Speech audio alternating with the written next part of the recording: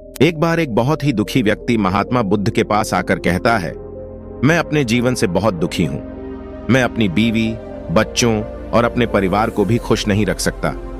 मैं अपने लिए भी कुछ नहीं कर पा रहा। कभी कभी तो मुझे अपनी जिंदगी को खत्म कर देने के भी ख्याल आते हैं। आप इतनी साधनाएं करते हैं, इतनी तपस्या करते हैं, क्या आप मुझे कोई ऐसा मार्ग बता सकते हैं जिससे मैं अपने बुरे वक्त से बाहर आ सकूं? यह सुनकर महात्मा ने मुस्कुराते हुए सामने की तरफ इशारा करते हुए कहा, उस ऊंची पहाड़ी पर एक मंदिर है और उस मंदिर के पास चींटियों का एक घर है जहां पर हजारों चींटियां रहते हैं। तुम्हें यह सुनने में थोड़ा अजीब लगेगा, लेकिन वो चींटियां उस मंदिर की जमीन को खराब कर देती हैं, उस मिट्टी की उपजाऊ शक्ति को खत्म कर देती है, जिसके कारण वहां पर कोई भी पेड़ या कोई भी घास पनप नहीं पाती है। तुम मेरा एक काम करो, उसके बाद मैं तुम्हें तुम्हारे सवालों के जवाब दूंगा। व्यक्ति ने कहा, है बुद्ध, आप मुझे जो भी काम देंगे मैं वो करने को तैयार हूं। बुद्ध ने व्यक्ति को काम देते हुए कहा, अगले 7 दिन तक तुम रोज उस पहाड़ी पर जाओ और उस चींटियों के घर को तोड़कर तहस नहस कर दो। मंदिर के आसपास जहां भी तुम्हें कोई चींटियों का घर दिखे, उसे वहीं पे तहस नहस कर देना। लेकिन याद रहे, तुम सिर्फ चींटियों की घर को ही तोड़ना, उसी में एक भी चींटी की जान नहीं जाना चाहिए। व्यक्ति को कुछ समझ में नहीं आ रहा था कि महात्मा जी ऐसा क्यों करवा रहे हैं, लेकिन फिर भी वो आज्ञा का पालन करते हुए पहाड़ी की तरफ निकल पड़ा। रास्ते में व्यक्ति के मन में सिर्फ एक ही बात चल रही थी कि वो तो उन चिड़ियों पर अन्याय कर रहे हैं, उनका घर तोड़वा रहे हैं, उन्हें नुकसान पहुंचा रहे हैं। आखिर कौन महात्मा ऐसा करेगा? लेकिन फिर भी उसने महात्मा की बात मानते हुए अगले दिन पहाड़ी पर जाना शुरू कर देता है। व्यक्ति पहाड़ी पर पहुंचकर देखता है कि बहुत सारी चींटियां अपना खाना जुटाने में लगी हुई हैं। सारी चींटियां कतार से चल रही थीं और अनाज के छोटे छोटे कण उठाकर अपने घर में जमा करती जा रही थीं। ये देखकर पहले तो व्यक्ति ने सोचा कि ये इतनी मेहनत करके अपना घर भर रही है और मैं इनकी घर को तबाह कर दूंगा तो इनके ऊपर क्या बीतेगा। लेकिन फिर भी उसने घर को तोड़ना शुरू कर दिया। जल्द ही चींटियों में हाहाकार मच गई। अपनी जान बचाने के लिए वो सब इधर उधर भागने लगे। ये करने के बाद व्यक्ति दुखी मन से वापस अपने घर पर लौट आया। घर आकर व्यक्ति ने सोचा कि आज तो मैं उन चींटियों की पूरी घर को तबाह कर चुका हूं, कल पहाड़ी पे जाकर क्या करूंगा। लेकिन महात्मा जी की बात को याद करते हुए उसने अगले दिन फिर से पहाड़ी में गया। पहाड़ी पर पहुंचकर उसने ये देख आश्चर्य हो गया कि कल सुबह उसने जिस जगह चींटियों की घर को तहस नहस कर दिया था, उन चींटियों ने वहीं पर एक और घर बना लिया है और अब वो फिर से अपने घर के लिए सामान इकट्ठा करने में जुटी हुई थी। ये देख आदमी ने सोचा कि ये चींटियां कितनी मूर्ख है। इनको पता है कि कल ही इनका घर इसी जगह पर तबाह किया गया है, लेकिन दूसरी घर इसी जगह ही बनाई। उसके बाद आदमी ने महात्मा की बात को याद करते हुए उन चींटियों की घर को फिर से तबाह कर दिया। थोड़ी देर में वो चींटियां इधर उधर अपनी जान बचाने के लिए भागने लगी। कुछ ही देर में उनका घर फिर से नष्ट हो गया। आदमी ने इस बार घर को तोड़ने के बाद उसके ऊपर पानी भी डाल दिया और मन ही मन सोचा कि इस बार तो मैंने अच्छी तरह से घर को तबाह कर दिया हूं। अब तो ये चींटियां यहां पर अपना घर बना ही नहीं पाएगी। आदमी ने घर लौटने के बाद फिर से सोचने लगा कि क्या महात्मा ये सही काम करवा रहे हैं? क्या किसी का घर तबाह करना किसी सिद्ध पुरुष को शोभा देता है? फिर उसने निश्चय किया कि मैं अपने काम को पहले पूरा कर लेता हूं, उसके बाद ही पता चलेगा कि महात्मा मुझसे ऐसा क्यों करवा रहे हैं। अगले दिन सुबह उठकर वो फिर से उसी पहाड़ी की ओर निकल जाता है। पहाड़ी पर पहुंचकर उसने वो जगह को देख खुश हो जाता है, क्योंकि वहां पर आज चींटियों का घर नहीं बना था।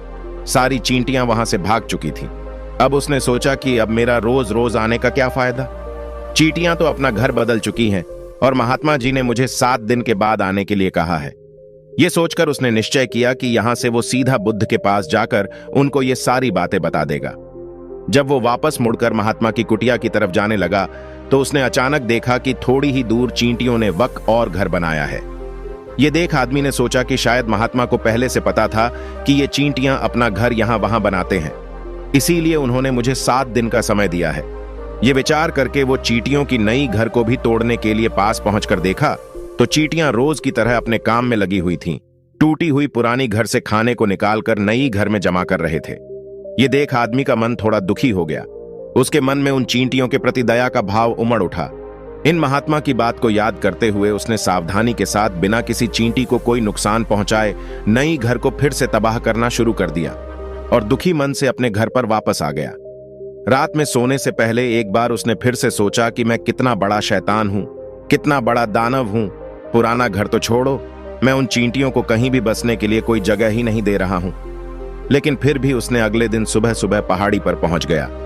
वो ये देखकर फिर से आश्चर्यचकित रह जाता है कि इस बार चींटियों ने एक और नई जगह पर अपना घर बना लिया था और पहले से भी ज्यादा ऊर्जा के साथ काम कर रहे थे।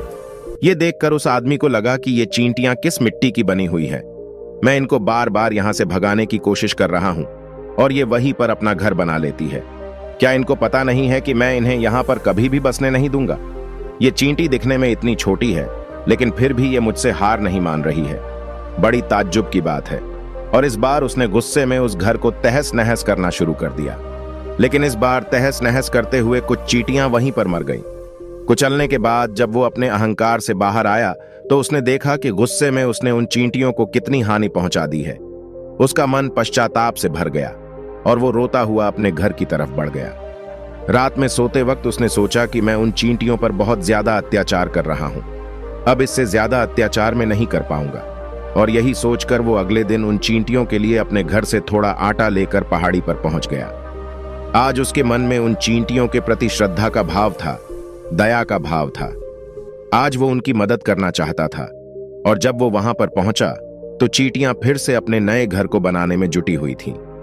उसने बड़ी ही करुणा के साथ उन चींटियों को अपना लाया हुआ आटा खिलाया। अगले 3 दिनों तक वो ऐसा ही करता रहा।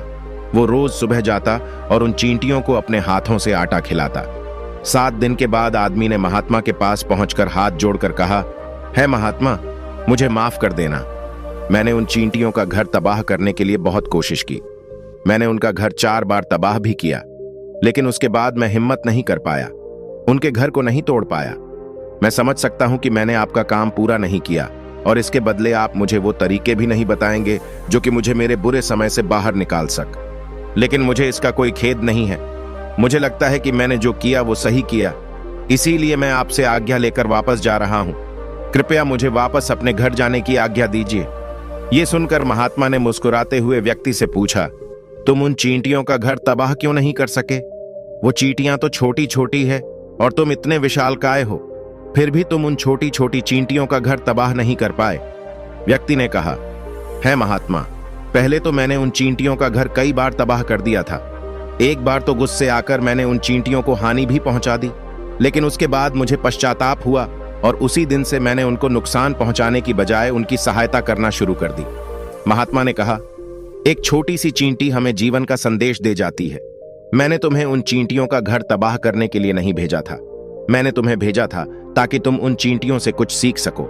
तुमने कितनी बार उनके घर को तोड़ने की कोशिश की, कितनी बार प्रयास किया कि उनका घर तबाह हो जाए, लेकिन वो हर बार अपना नया घर बना लेती थी। उन्होंने कभी भी हार नहीं मानी। अगर वो हार मान लेती तो वो चींटियां तुम्हें वहां पर नहीं मिलती। जीवन कार्यशीलता का नाम है, कर्मशीलता का नाम है। लेकिन हम मनुष्य 1-2 बार हार मिलने पर ही टूट जाते हैं, हताश हो जाते हैं और फिर जीवन में प्रयास ही नहीं करते। जानवरों में तुमने एक बात देखी होगी कि वो अपना जीवन स्वयं से कभी खत्म कर ही नहीं सकते हैं। तुमने कभी नहीं सुना होगा कि किसी जानवर ने आत्महत्या कर ली, चाहे वो जानवर कितना ही भूखा क्यों ना हो, कितना ही दुखी क्यों ना हो, लेकिन वह अपने जीवन के लिए हमेशा संघर्ष करता रहता है। लेकिन वहीं पर दूसरी तरफ हम मनुष्य 1-2 बार हताश होने पर ही अपना जीवन खत्म कर लेते हैं। कर्म ही जीवन है और मृत्यु आखिरी विश्राम है। अतः मृत्यु से पहले कर्म करना कभी मत छोड़ना चाहिए, क्योंकि मृत्यु के बाद तो तुम परम विश्राम में चले ही जाओगे। तो उससे पहले कर्म करना क्यों छोड़ रहे हो? क्यों हताश हो रहे हो? अगर तुम्हारा एक घर टूट गया है तो तुम दूसरा घर बनाने का प्रयास करो, कोशिश करो। और कोशिश करने वालों की कभी हार नहीं होती। ये तुम उन चींटियों से देख चुके हो। देखने में तुमसे कितनी छोटी है वो चींटियां और तुम इतने बड़े हो, लेकिन उनका मन तुम्हारे मन से कितना बड़ा है और विशाल है। तुम खुद सोचो कि बार बार प्रकृति हमें हानि पहुंचाए, नुकसान पहुंचाएगी, लेकिन कब तक पहुंचाएगी? अगर हम बार बार फिर से उठ के फिर से नया प्रयास करते रहेंगे तो प्रकृति भी हमारे सामने घुटने टेक देगी और वो भी एक दिन हमारे ऊपर दयावान हो जाएगी, कृपालु हो जाएगी और वो हमें सब कुछ देने लगेगी। अगर जीवन में कभी हार नहीं मानोगे तो एक ना एक दिन ये प्रकृति तुम्हें वो सब कुछ देगी जो तुम अपने जीवन में पाना चाहते थे। इसीलिए हमेशा इस बात को याद रखना, सही कर्म करते जाना है। एक ना एक दिन प्रकृति तुम्हारी उस कर्म का परिणाम तुम्हें जरूर देगी। धन्यवाद।